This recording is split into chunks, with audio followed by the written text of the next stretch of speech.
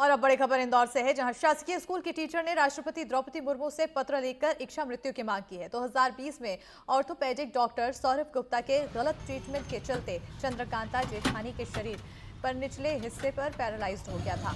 चंद्रकांता जेठानी ने अपनी प्रॉपर्टी सरकारी स्कूल के 6 बच्चों के नाम कर दी। चंद्रकांता जेठानी को रोज व्हीलचेयर पर बैठकर शासकीय विद्यालय में बच्चों को पढ़ाना पड़ता है। 7 से 8 घंटे तक व्हीलचेयर पर ही बंधे रहना पड़ता है, जिसके चलते टीचर को शारीरिक पीड़ा से गुजरना पड़ता है। टीचर ने कहा, मैं खुद बच्चों को शिक्षा देती हूँ, अगर आत्महत्या करूंगी तो बच्चों को आत्मविश्वास टीचर पर से उठ जाएगा। वहीं इसलिए इच्छा मृत्यु की मांग कर रही हूँ। चंद्रकांता ने MGM मेडिकल कॉलेज को अपने शरीर के अंग भी दान कर दिए हैं।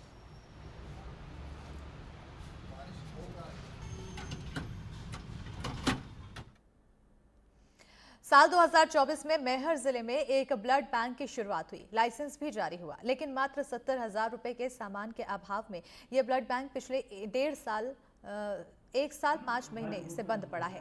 हालात ये हो गए हैं कि अब कुछ वक्त से ब्लड बैंक का लाइसेंस एक्सपायर होने वाला है। यह हाल तब है जब जिले में हाई रिस्क प्रसूताओं की संख्या लगातार बढ़ रही है और उन्हें तत्काल रक्त की आवश्यकता होती है।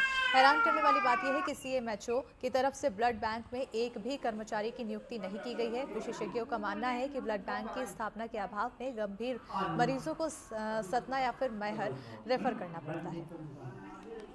इस वक्त हम सामुदायिक स्वास्थ्य केंद्र रामनगर में मौजूद हैं और यहाँ आप देख सकते हैं कि ये भीड़ जो है ये काफ़ी OPD यहाँ की ज़्यादा रहती है और करीब 200 से 300 लोगों की OPD रहती है और यहाँ करीब 35 से 40 महिलाएं हैं जो प्रतिदिन यहाँ से रेफर होती हैं सतना या रीवा के लिए, जिनको खून की कमी होती है और उनको खून पाने के लिए, खून चढ़वाने के लिए सतना रीवा 60-70 किलोमीटर दूर तक जाना पड़ता है। मैं आज डिलीवरी लेके आई हूँ यहाँ हॉस्पिटल रामनगर।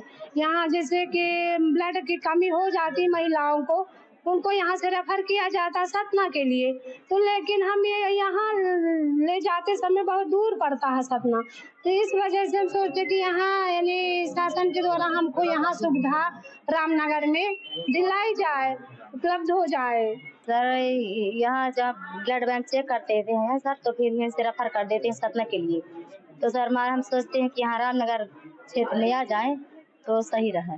रामनगर अस्पताल को 1.5 साल हो गए लाइसेंस मिले हुए, लेकिन अब तक यहाँ ब्लड बैंक नहीं शुरू हुआ। ये चिंता का विषय है और हम सबके प्रयासों से, हमारी सरकार के प्रयास से यहाँ पे रामनगर सामुदायिक स्वास्थ्य केंद्र में ब्लड बैंक का लाइसेंस मिला था। ये एक हमारे लिए बहुत बड़ी अपॉर्चुनिटी थी, बहुत बड़ी सौगात थी, लेकिन अधिकारियों की कमी के कारण अभी तक ब्लड बैंक हमारा खुल नहीं पाया है।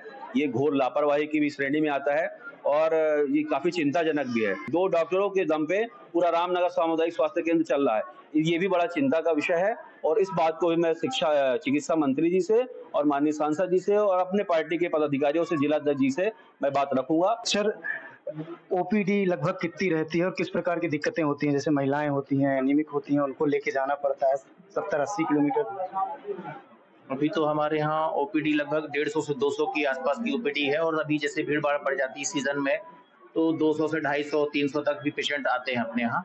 हमारे यहाँ ब्लड बैंक 2023 में जो है सैंक्शन हो गया था, किंतु अभी अपने पास में स्टाफ ना होने की वजह से और इंस्ट्रूमेंट्स ना होने की वजह से, जैसे रेफ्रिजरेटर वगैरह हो गया और उसके संबंधित जो भी अन्य आवश्यक इक्विपमेंट्स चाहिए वो नहीं है।